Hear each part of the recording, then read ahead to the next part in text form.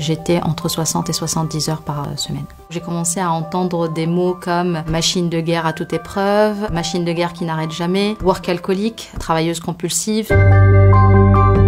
Je m'appelle Wafa, j'ai 37 ans, j'ai travaillé 13 ans dans l'industrie bancaire et j'ai été addict au travail.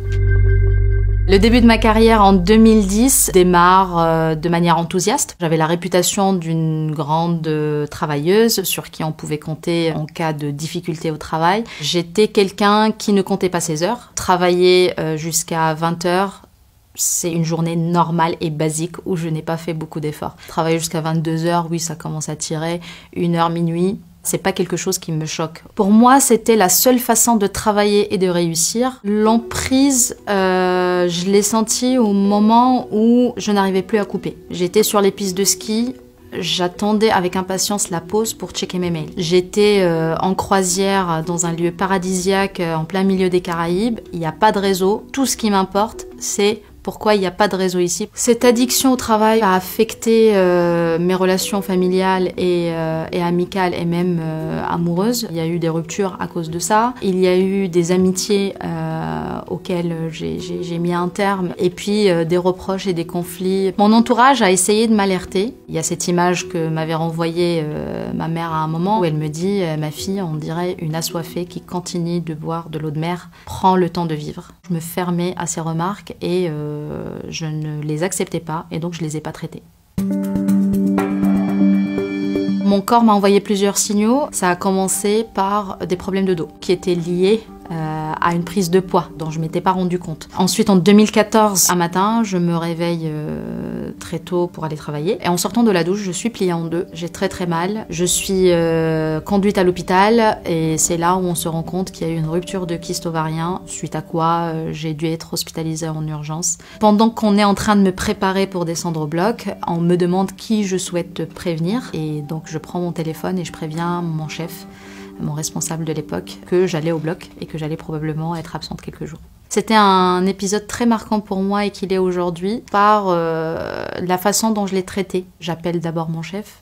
Aujourd'hui, je me dis waouh. Et aussi par rapport à comment je l'ai traité post. Une fois sortie de l'hôpital, quand on m'a annoncé que c'était 1 mois d'arrêt, j'étais limite en colère. Et pendant les 2 premières semaines où j'ai honoré mon arrêt maladie, je n'avais qu'une obsession, c'est d'aller mieux et vite, que je sois capable de marcher, d'aller travailler. Ça ne change rien à mon rapport au travail. Ce que ça change par contre, c'est je prends conscience que mon corps risque de me ralentir. Et donc là, je me dis, il y a urgence d'agir pour, entre guillemets, apprivoiser mon corps. Et quand je dis le mot apprivoiser, il est très juste. Je voulais être en contrôle de ce corps pour pas qu'il me ralentisse par rapport à mon travail. L'addiction au travail, c'est peut-être au moment où on commence à vivre pour travailler et non plus travailler pour vivre. C'est quand on commence à dire « je ne peux pas, je travaille ». Quand on fait cette bascule-là, la vie commence à perdre son sens et on a l'impression qu'elle est meilleure, mais en fait, elle ne l'est pas.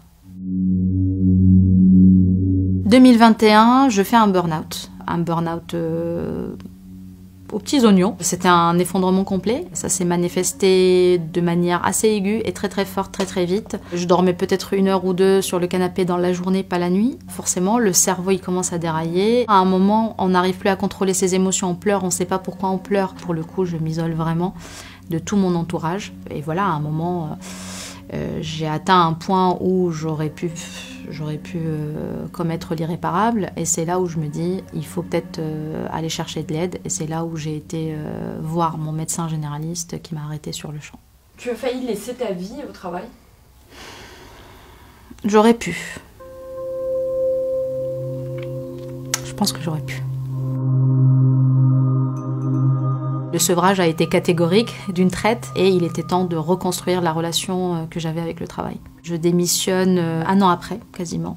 Donc je pars en juin 2022 de mon ancienne entreprise. Je pars parce que je sens que je ne peux plus. Au final, les premiers signaux, j'ai commencé à les avoir en 2013 et le déclic arrive en 2022. Il m'a fallu 9 ans avant d'admettre et de commencer à créer une nouvelle relation avec le travail. J'ai pris du temps pour moi, pour me reconnecter à qui j'étais en train de devenir, parce qu'il y a eu un avant et un après. Je ne sais pas si une guérison soit réellement possible. Quelqu'un qui est addict à la cigarette ou à l'alcool, Il va pas traîner dans des endroits où il y en a et il va arrêter de boire ou de fumer. Or, le travail, on en a besoin pour vivre malgré tout et donc on peut pas arrêter de travailler. Mais c'est quelque chose qui se travaille. On peut établir un nouveau rapport au travail, on peut faire face à ce qu'on essaie de fuir et traiter ça à la racine. Ça nécessite de l'accompagnement, ça nécessite de l'ouverture d'esprit parce qu'on n'est pas forcément prêt à entendre et à faire face à certaines choses. Aujourd'hui, j'arrive à décrocher.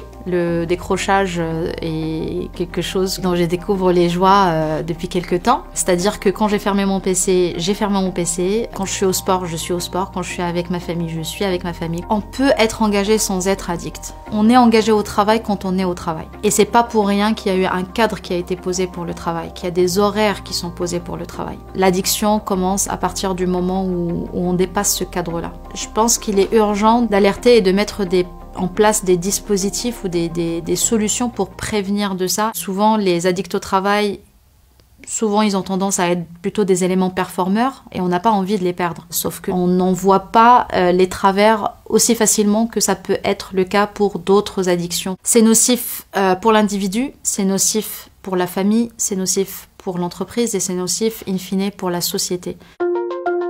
La leçon que je retiens aujourd'hui de mon histoire, c'est que le travail est un moyen et pas une fin en soi. Le travail doit nous permettre de vivre et non pas nous faire passer à côté de notre vie.